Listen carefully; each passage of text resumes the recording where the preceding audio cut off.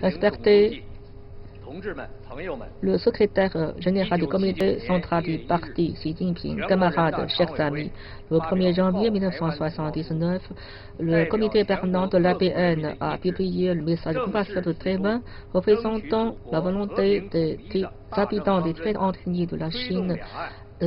Il a proposé les politiques majeures pour la réunification pacifique de la patrie, proposant des politiques pour la mise en service de transport et des services postaux et d'autres échanges économiques et commerciaux, ce qui a inauguré un nouveau chapitre historique. Depuis 40 ans, notre parti a proposé la grande vision d'un état de système avec l'esprit créatif et la mise en œuvre en améliorant sans cesse toutes les politiques sur Taïwan, surtout depuis le 18e congrès du parti, avec la ferme direction du comité central du parti dirigé par le camarade Xi Jinping. Nous avons remporté de nouveaux progrès sur le travail sur Taïwan.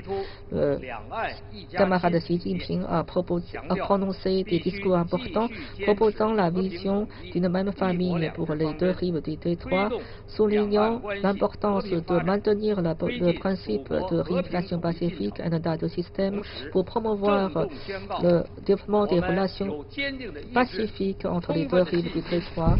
Et à réitérer, nous avons la ferme volonté, la pleine confiance et la ample capacité de déjouer toute tentative de scission de la partie menée par les indépendantistes de Taïwan. Aucun pouce de la terre sacrée de la partie ne sera cité.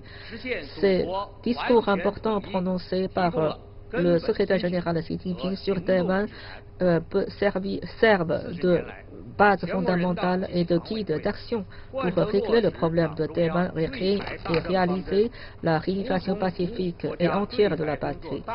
Depuis 40 ans, le comité permanent de l'APN a travaillé activement pour mettre en œuvre toutes ces politiques majeures, tout en tenant compte de l'intérêt général sur le travail de Taïwan. Nous avons bien rempli nos obligations pour contribuer au développement des relations entre les deux rives du territoire et favoriser la réunification pacifique de la patrie.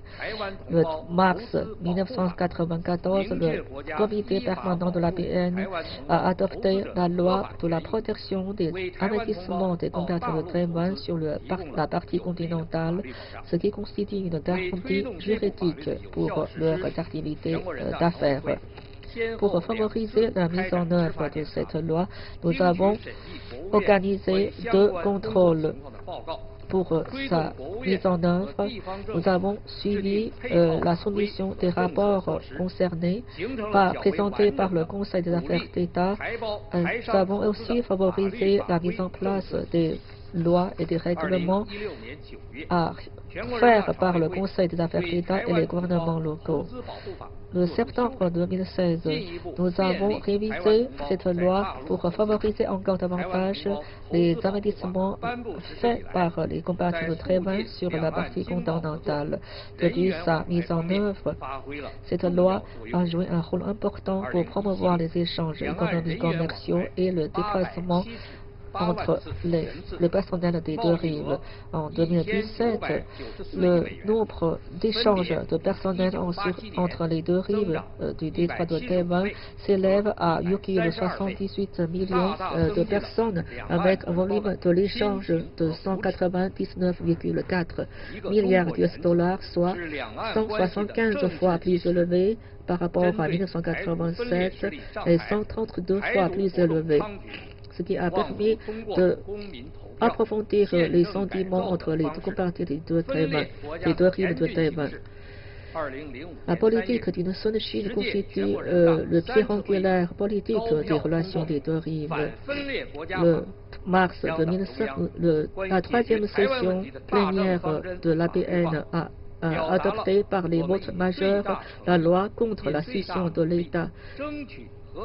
Nous avons preuve de la plus grande sincérité et les efforts pour favoriser la réunification pacifique et pour mettre en place la politique et pour légiférer les grandes politiques majeures proposées par la comité centrale du parti.